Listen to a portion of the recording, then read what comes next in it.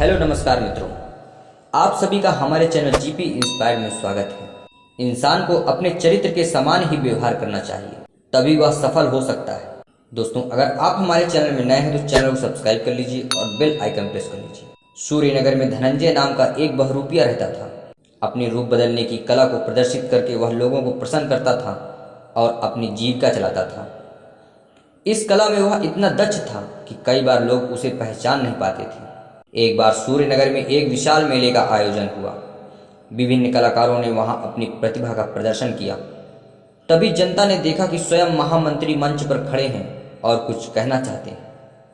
महामंत्री के निकट शीघ्र ही भीड़ एकत्रित हो गई। तब महामंत्री बोले, मैंने सभी कलाकारों का प्रदर्शन देखा और अपने राज्य में इतनी प्रतिभाएं छिपी हुई हैं, यह देखकर मुझे अत्यंत हर्ष हुआ।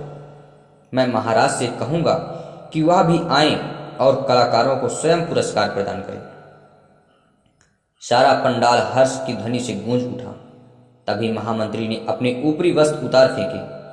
अब जनता के सामने समक्ष साधारण कपड़ों में धनंजय खड़ा था। क्षण भर सभी हतप्रभ रह गए। फिर तो धनंजय के ऊपर मानो मुद्राओं की वर्षा होने लगी। इस कार्यक्रम के पश्चात एक विद्वान व्यक्ति जो धनंजय से मिला और उसने राजा के समक्ष अपनी कला प्रदर्शित करने को कहा। उस बहरूपे धनंजय को यह सुझाव पसंद आया। एक दिन वह एक मोहिनी स्त्री का वेश धारण कर दरबार में जा पहुंचा। सभी दरबारी और राजा उसके स्वरूप के आगे मुग्ध हो गए। तत्पश्चात धनंजय ने अपना वास्तविक परिचय दिया। राजा भी उसकी कला से प्रसन्न हुए और उसे कुछ स्वर्ण मुद्राएं देकर नित्य एक नया रूप धारण कर दरबार में आने को कहा। अगले दिन धनंजय एक सन्यासी का वेश धारण करके दरबार में गया। उसने शास्त्रों की और दर्शनों की गुणों की व्याख्या की, ईश्वर की महत्ता को सबसे परिचय कराया। राजा उसके वास्तविक से लगने वाले रूप से अत्यंत प्रसन्न हुए और उसे 100 स्वर्ण मुद्राएं पुरस्कार में देनी चाहिए। लेकिन धनंजय ने कहा, मैं सन्यासी हूं, मुझे धन से क्या प्रयोजन, और शांत कदमों से बाहर निकल गया। सन्यासी के बाद धनंजय ने एक दिन नर्तकी का रूप धारण कर नर्तक के रूप में उसने लय और ताल पर ऐसा सुमधुर नृत्य प्रस्तुत किया कि सभी दंग रह गए। राजा ने उसे पुनः 100 मुद्राएं पुरस्कार में देनी चाहिए, लेकिन धनंजय ने कहा, हे महाराज, आपका यह सुनकर मैं अत्यंत दूर से आई हूँ। आशा है आप मेरी कला का उचित सम्मान करेंगे। राजा क्रोधित होकर बोला, यह क्या मजाक है? कल तो तुमने एक भी स्वर्ण मुद्रा नहीं ली और आज 100 भी कम पड़ रही हैं। एक ही दिन में व्यक्ति का लालच बढ़ते मैंने कभी नहीं देखा।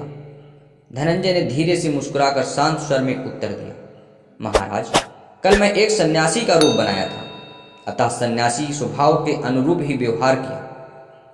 सन्यासी को माया से कोई मोह नहीं होता, किंतु एक नर्तकी तो विषयों की दासी है। नर्तकी अपनी कला का प्रदर्शन कर यही चाहती है कि अधिक धन प्राप्त हो, अतः आपकी 100 स्वर्ण मुद्राएं पर्याप्त नहीं है। धनंजय के उत्तर से महाराज अत्यंत प्रसन्न हुए और उसे 500 स्वर्ण मुद्राएं प्रदान की। मित्रों, इंसान को भी अपने चरित्र के समान ही व्यवहार करना चाहिए, तभी वह सफल है। जैसे अगर आप एक साधु होकर लोभ, मोह और क्रोध रखेंगे तो आप साधु कहलाने लायक नहीं हैं। और अगर एक नर्तकी अगर सदा व्यवहार रखेगी तो उसका जीवन कैसा चलेगा? उसी प्रकार इंसान को अपने पद के अनुसार ढलना चाहिए। जैसे अगर आप एक कंपनी में कर्मचारी हैं तो अपने बॉस की आज्ञा मानने का गुण होना चाहिए, और अगर आप बॉस हैं तो आपको आदेश देने का गुण होना चाहिए।